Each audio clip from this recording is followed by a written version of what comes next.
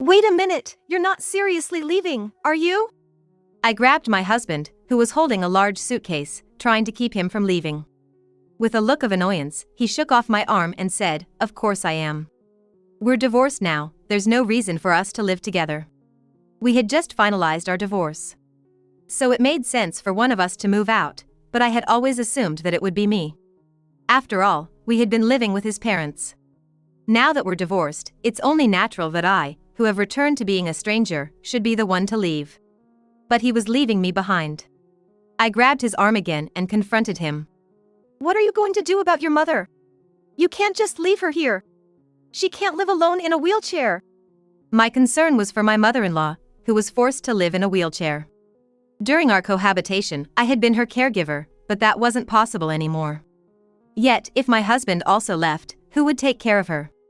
As I insisted, my husband looked down at me as if I were absurd. "You should take care of her. Just because we're divorced doesn't mean the bond between parent and child is gone. Taking care of parents is a wife's duty, so support her properly." My name is Emily. I'm a 30-year-old housewife. A few years ago, I married my husband John, who is 5 years older. I was drawn to his positive nature and often found myself being supported by him. When I first went to greet his mother, feeling nervous, he reassured me, "Don't worry. My mom will welcome you. Have confidence in yourself. It'll be fine." Despite my nervousness at his parents' house, my worries soon vanished. His mother listened to me with a smile and maintained eye contact, which helped me speak more fluently. Each time we met, she greeted me with the same smile. His father had passed away, and she was living alone. Recently, she had mentioned feeling bored. John, an only child, had no sisters, so his mother was thrilled to have a daughter-in-law, saying, "I'm so happy to finally have a daughter, and such a good one at that. I'm truly fortunate. Please don't hesitate to be part of our family." Our relationship with my mother-in-law grew closer after marriage, supporting each other when needed. Before my marriage, I lacked confidence and was prone to worry. But gradually, I gained confidence thanks to my husband and mother-in-law. She became one of the women I admire. Even after her children were grown, she spent her time meaningfully, pursuing hobbies and learning new things. Seeing her enjoy life inspired me to do the same. Life is short. Don't waste it being upset or troubled by things or people you dislike. Focus on those who value you and things that fulfill you. Life is not so bad when you do that. She often advised me when I was troubled. Despite her kindness, she was always efficient and agile in her daily life. Even at her age, she was more energetic than me. I changed gradually, inspired by her, but then our lives were overshadowed by a sudden cloud. One day, I received a call from the hospital. "Your mother-in-law is currently hospitalized here. There's no threat to her life, but she has sustained some serious injuries. We would like to discuss this further, so please come to the hospital," the hospital staff explained. The call came to me because John didn't answer his phone. My mother-in-law was in a wheelchair, looking a bit dispirited. "Are you okay? What happened to your leg?" I asked, to which she replied with her usual smile, "I'm fine. I was in a hurry yesterday, tripped, and fell. I'm still too confident in my own physical abilities, so I need to work on that." Though she called an ambulance reluctantly, it was necessary. I immediately contacted John, and we all gathered at the hospital. The doctor said, "She has a fracture and won't be able to live without assistance for a while. Can the family help?" I readily agreed to care for her, and John proposed that we live together to assist her. Since becoming wheelchair-bound, she seemed smaller and more disheartened. But she maintained her positive attitude. "Sorry to trouble you, Emily. I'll do my best to recover as soon as possible. Can I count on your support?" I looked her in the eyes. "You're like a second mother to me. Let me do this." I wanted to return her favor since she helped me a lot. But then a problem arose. John refused to help with his mother's care. Despite his mother being injured and unable to move, he neglected her. I asked him, "Why won't you help your own mother in such a critical situation?" Then my husband John said coldly, "Emily, who stays at home and doesn't work, should do the caregiving. I work all day for the both of us. So, it's your job to take care of my mother. You should know that without me having to say it." And with that, he left for work. From that day on, John began coming home late at night, and I never really got a chance to talk things through with him. Meanwhile, the bond between my mother-in-law and me grew stronger as we spent more time together. Even after a little disagreement with John, I earnestly cared for my mother-in-law, hoping she'd get better soon so we could go out together like before. After a while, I noticed something odd about John. He used to come home at a regular time, but recently, he started coming back unusually late. At first, I thought he was just sulking or would come back hungry eventually. However, his late returns became more frequent, sometimes well into the night. I was half exasperated with him for leaving his mother's care entirely to me, so I didn't pay much attention at first. But as I got used to caring for my mother-in-law, I began to wonder. Could it be that John was leaving the caregiving to me and enjoying himself elsewhere? Seeing his lack of concern for his parents or wife, I started to doubt whether his late returns were really because of work. So, I decided to pay more attention to John's usual behavior. There were various ways to find out the truth, like checking his phone or hiring a detective. However, unexpectedly, John confessed to his infidelity himself. One evening, John came home earlier than usual. At that time, I was helping my mother-in-law move from a chair to her wheelchair. I accidentally forgot to turn the wheelchair towards her, and my hands were full, unable to do anything about it. So, I asked John for help. I said, "Welcome home. You're early today. I'm sorry to ask you this right when you've come back, but could you turn that wheelchair this way?" John reluctantly replied, Even when I come home early, there's nothing good about it. Emily doesn't care about me, just asks me to help with the caregiving, and Mom doesn't consider my feelings because she can't walk. Honestly, it feels suffocating to come back to this house." He lay down on the sofa without greeting me or changing the direction of the wheelchair. He continued, pointing at me, "And what's with that outfit? You don't look feminine at all. Can't you at least wear makeup? The women at my office do it. Don't you think about looking nice to comfort your husband who works hard all day? Women walking on the streets look way better than you." Recently, I hadn't been wearing makeup and chose comfortable pants over skirts due to the physical demands of caregiving. Annoyed by John's thoughtless words, I was hesitant to retort in front of my mother-in-law. John was quite impulsive, often slamming desks or showing aggressive gestures when angry. I was afraid that arguing might lead to him accidentally hurting my mother-in-law. Trying to ignore him, John suddenly changed his tone and said, "What I wanted to tell you today is this. I asked you to take care of my mother, but that doesn't mean you can treat me poorly. You both don't care about me, so I've been stressed every day. But now, I've found a girl who comforts me, so I don't need Emily anymore. She's everything I ever wanted, not like Emily who has lost her femininity. So please, let's get a divorce." "What?" I was dumbfounded. How could he talk about infidelity so casually and blame me for it? My anger was rising. But to be honest, I had been fed up with John's behavior for a while. As much as his words hurt, I agreed to the divorce. My mother-in-law, who had been listening, furiously scolded John. "What are you saying? Emily has been dressing comfortably for my sake, putting aside her own desires to care for me. She's a kind and skillful woman, a real lady in my eyes. Don't mock her anymore. You can't just betray such a woman and get away with it." She reprimanded him with such force, it was hard to believe she was sitting in a wheelchair. I calmed my mother-in-law, "Please don't blame yourself. I'm very grateful to you." Then I turned to John, "You think I treated you poorly? You don't realize that I cooked dinner every day, waiting for you to come home. You wasted that, not me. If you think being cute and stylish is love, then fine, let's get divorced." But John remained unyielding until the end, saying, "I'm not wrong.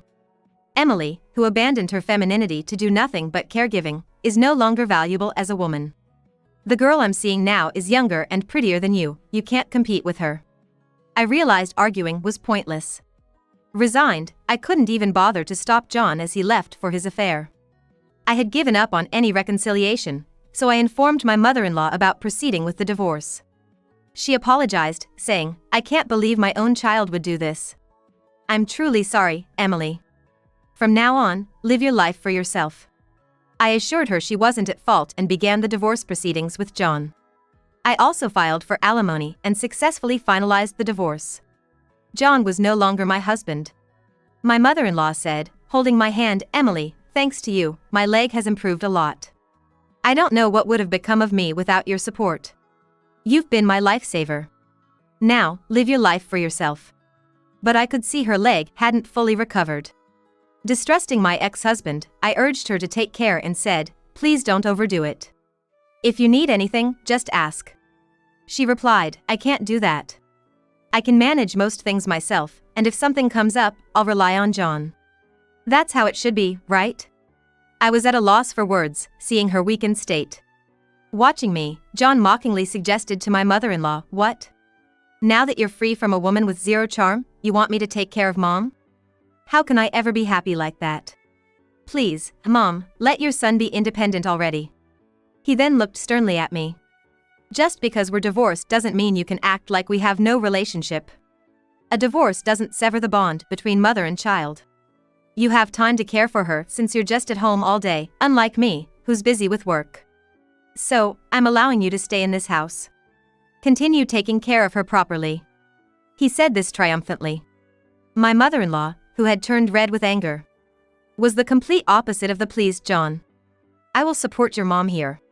But don't get it wrong. I want to protect her.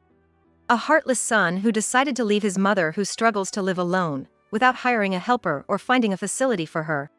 Whatever you say, just take care of Mom properly," John said dismissively. He seemed relieved that I would continue caring for her, gathered his things, and left the house abruptly. After watching his car leave, I sat down on the sofa, letting out a sigh of relief. My mother-in-law, with a mischievous smile, said, "We did it, didn't we?" I returned her smile. It was the beginning of our life together, just the two of us. A month later, John contacted my mother-in-law. Unlike me, who had immediately blocked John's number after the divorce, she hadn't set up any blocks, thinking he wouldn't contact her again. Sensing something from her puzzled expression during the call, I took over. "Emily! Something terrible has happened. Please help me!" John was shouting on the other end. Interrupting him, he quickly explained. "The girl I was going to marry, an employee at a client company of mine, it turns out everyone at work now knows I left my wife for an affair. And it's spread to the whole client network." His anger turned to a tearful plea. "And she dumped me. Called me the worst, a liar. Her father is the president of the client company. When I went to a meeting, he was furious with me. It's a mess." I replied indifferently, "So what?" Then, as if taken aback, John suddenly became timid and began to stutter. "So, that's why. I mean, I got dumped, and the president is furious at me, deceiving his daughter. Please help me." "Why should I help? We're divorced and strangers now. I have no obligation to help you." As I was about to hang up the phone, John suddenly burst out in a loud, angry voice. "Don't joke with me. You caused all this, didn't you? I'm being sued by her father, and it's affecting my job. I have to apologize daily at work. It's your fault. I'm sorry for my mistake, but it's too much. From now on, you will listen to me and do what I want, will you?" I sighed deeply. "I don't understand you. I never contacted your company. Maybe someone saw you and spread the rumors. It's your own doing." I didn't say it to John, but I thought it was somewhat a good thing that this happened. Had he married the unsuspecting employee, it would have been unfair to her.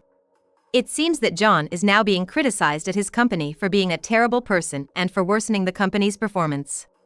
John continued to blame me, saying he couldn't work properly and that I must have told someone at his company.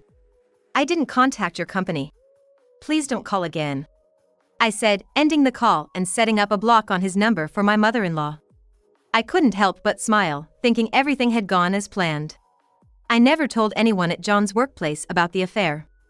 The person I informed was the president of the client company, who was John's affair partner's father. In fact, I knew about John's affair and his plans to marry the other woman. Coincidentally, my mother-in-law knew the president well and they were on good terms. When my mother-in-law started her wheelchair life, the president visited her while she was feeling down. He mentioned his daughter's upcoming marriage to cheer her up, saying, "My daughter is getting married soon, and I'd like to invite you to the wedding." "That's wonderful. She's grown up to be of marriageable age. I'm looking forward to it. What's the gentleman like?" my mother-in-law asked cheerfully. The president, relieved to see her in better spirits, showed a photo of John. My mother-in-law, deciding it was best not to react impulsively, gave a neutral comment on the photo. After the president left, she told me everything. She was distraught that her son was involved with her friend's daughter. I said, let's first confirm if the daughter is aware of the affair. If she's being deceived into thinking he's single, we'll inform the president. If the president finds out. My mother-in-law nodded in agreement. That's fine. If she's aware of the affair, she should face the consequences. Seeing her shaking, I prayed the daughter was an innocent victim. It was later revealed that John lied about being divorced and single. After John left our home, satisfied with the divorce, I wrote a letter to the president. When we met later, he was a kind man who apologized profusely and even gave me an expensive gift. The daughter, also a victim, apologized several times and was determined to sue John. John, having angered the president and his daughter, was in big trouble. I thought my revenge was over, but John started contacting me repeatedly. All right, nobody's at fault. You're still looking after my mother, right? Then you're still part of my family. Let's live together. Not in that old house, but in my apartment. I've got laundry piling up. He shamelessly suggested, among other nonsensical things. No matter how many times I blocked his number, he kept calling from different ones, so it was a never-ending game. Eventually, we set up a block for all numbers except those registered. One day, someone started rattling our front door. My mother-in-law and I exchanged glances. Then, the door was pounded on, and John's voice echoed. Hey, open up! I've come to pick you up! A chill ran down my spine. There was no way I was opening the door in this situation. Nodding to my mother-in-law, I responded. What do you want? I've come to pick you up. Open the door quickly. You've been taking care of my mother as a housewife, but the alimony I gave you must be running out, right? So, I thought I'd support you again. Come on, start packing for the move. His unsolicited offer to pick me up, his boast about the alimony he paid, his claim that he would support me. To me, John now seemed like a creature from another world. My mother-in-law must have felt the same. Approaching from behind, she said with a trembling voice, "We don't need it. We're going to live together, just the two of us. Besides, you're no longer my son. How dare you show your face here? Just disappear, please." What? What's with that attitude? It's pointless for two non-earning women to stick together. I'm offering help, so just open the door. John retorted, pounding on the door even harder than before. Then, in a quiet voice, he muttered, "It's the inheritance from Dad, right?" When I let out a surprised sound, John began pounding on the door as if trying to break it, rattling the lock continuously. Yeah, that's it. Two women with no money can't live on their own. There must still be some of Dad's inheritance left, right? You've been living off it, keeping it a secret from me. I can't believe it. I'm his son. I have a right to inherit too. Indeed, my father-in-law had passed away. But the inheritance issue had been settled. John must have received his legal share. It's not from Dad's inheritance. I've been giving Emily my own money every month. About $4,000 as living expenses and as a thank you for taking care of me even after the divorce. After my mother-in-law's chilly response, John's dumbfounded voice came through, huh? A woman like Emily is rare nowadays. She became a housewife at her husband's request, lived with her mother-in-law, and when I was injured, she took on caregiving to save on helper fees, in addition to her usual household chores. Even after divorcing such a foolish son, she still looks after me. Right after the divorce, she even tried to work to earn my helper fees. I can only be grateful. Moved by my mother-in-law's sincere words, I added, I'm working from home now to contribute to our living expenses, even if it's not much. Anyway, you don't have to worry about us. We can live on our own. There was silence from John for several seconds, probably absorbing our words. I didn't know Mom had such savings. $4,000 a month? That's impossible, he finally said, seemingly in disbelief. My mother-in-law nodded, and I explained. She's more remarkable than you think. She's been managing her finances through investments from the inheritance from her father and my father-in-law. Her income dwarfs yours. She's also very studious and didn't give up learning. After her fracture and being unable to move, she focused even more and managed to earn a steady income. Then John yelled, That's nonsense. I never heard about such money. You two have been deceiving me, living a luxurious life behind my back. Don't you understand? I'm her blood-related son. You're just a devil and a daughter-in-law by marriage. It's natural that I, her blood-related son, should be prioritized. All the money you've received so far belongs to me. To which my mother-in-law replied, as I said, there's no money for you. The money I've grown is mine alone. It's my right to spend my money as I wish. John fell silent, then suddenly shouted, but when Mom dies, I'm the one who will inherit. You won't get a cent. A broken-legged old woman like you will just deteriorate and die soon anyway. But his words sounded like sour grapes. My mother-in-law then smiled at me.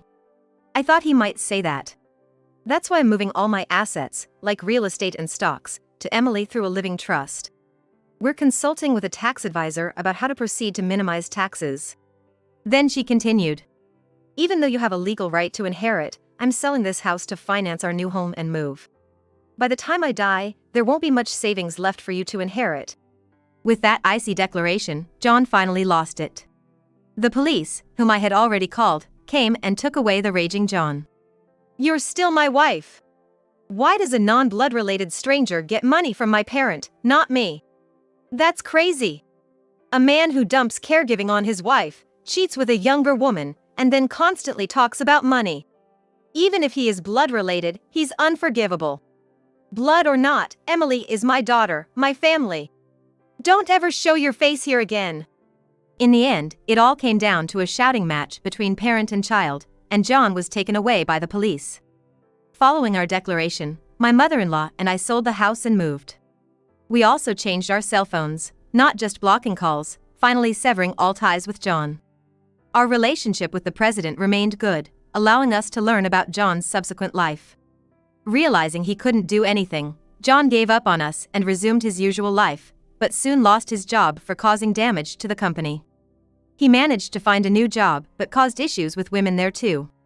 The chaos escalated, leading to his resignation. Job after job, he kept causing problems with women, becoming notorious in the industry as a good-for-nothing. It seems John now only talks about his past glories, saying he used to be popular. His boasting of infidelity isn't something anyone wants to hear, leading to his isolation everywhere. Mentally exhausted, he started to act out and was eventually evicted from his rental. He is now living like a homeless person, day to day. He lost everything, his job, his family's trust, and no one around to help. I hope he realizes how fortunate he once was and the support he had from others. While I'm not too hopeful, I wish from afar that John reaches that realization.